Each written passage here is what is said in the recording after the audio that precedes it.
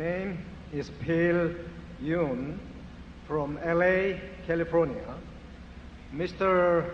Warren Buffett, Mr. Schwarzenegger, I'm one of the persons who highly admire you both. I have two questions. Question one, your view on world financial business environment in the next decade.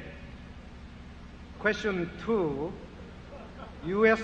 position for economic competition in the next decade. Thank you.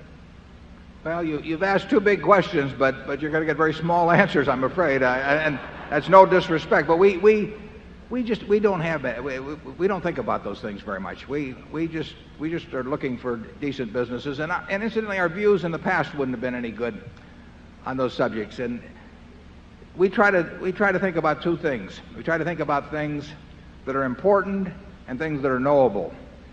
Now, there are things that are important that are not knowable. In our view, those two questions that you raised fall in that. There are things that are knowable but not important. We don't want to clutter our minds up with those. So we say, what is important and what is knowable?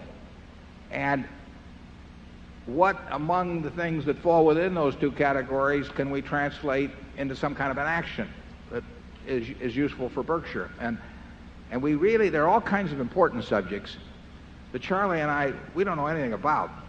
And therefore we don't think about them. So we have our view about what the world will look like over the next 10 years in business or competitive situations. We're just no good. We do think we know something about what Coca-Cola is going to look like in 10 years, or what Gillette's going to look like in 10 years, or what Disney's going to look like in 10 years, or what some of our operating subsidiaries are going to look like in 10 years. We care a lot about that. We think a lot about that. We want to be right about that. If we're right about that, the other things get to be, they're less important.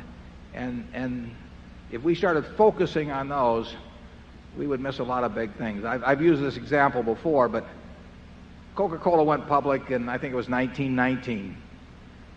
And the first year, one share cost $40. The first year it went down a little over 50%. At the end of the year it was down to $19. There were some problems with bottler contracts, there was problems with sugar, various kinds of problems.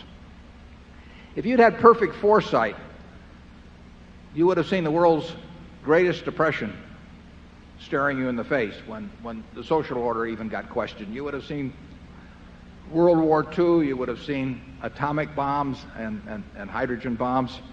You would have seen all kinds of things.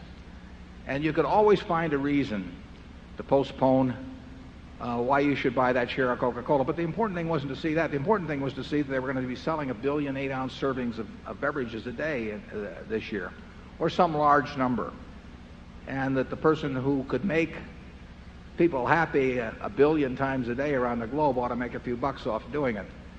And so that $40, which went down to $19, I think with dividends reinvested has to be well over $5 million now. And if you developed a view on these other subjects that in any way forestalled you acting on this more important, specific, narrow view about the future of the company, you'd have missed a great ride. So that's the kind of thing we focus on. Charlie?